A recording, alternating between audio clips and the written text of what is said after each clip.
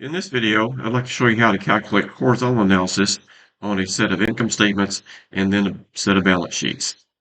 What we have on the screen on this sheet, we have Apple's most recent Form 10-K, which shows 3 years worth of income statements.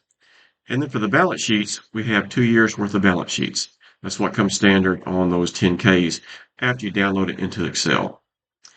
Let's clean this up a little bit. We probably would never want to work with much below the basic earnings per share. So let's delete all these and then make it look a little bit better. Let's go ahead and move this over closer to the words to get the numbers closer to the words. At this point, we're going to need a column for ratios. So let's insert a column. We don't need it that wide, so let's bring it over here. Do the same thing here. Insert, move it over. And this one.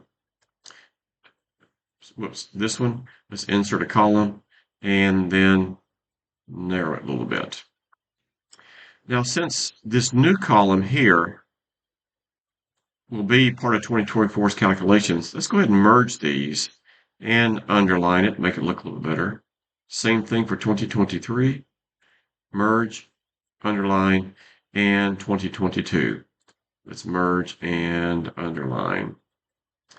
Now let's make this first calculation.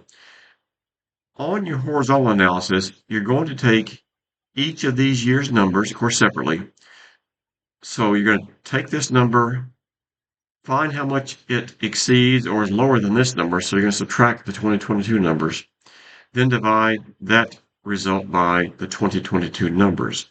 So the formula will look like equal to, parentheses open, 2024 numbers minus 2022, parentheses close, divide by 2022.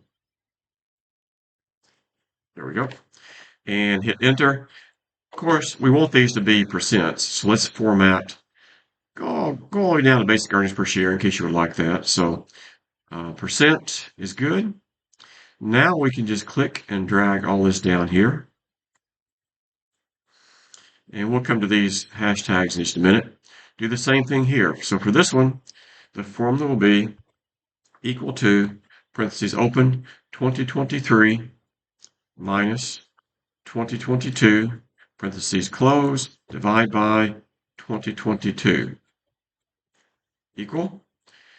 Let's make this also percent. Click and drag. There we go. The same thing here, even though this is going to be all zeros. Let's just go through it real quick. Equal to, parentheses open, this minus itself and divided by itself is equal. And that's going to be 0, of course. Let's format this percentage and then place it all. Let's cancel this and let's go here. And now we'll do this. There we go. Okay. We don't need these numbers right here, so let's just delete those. Better, and here. So there you have it.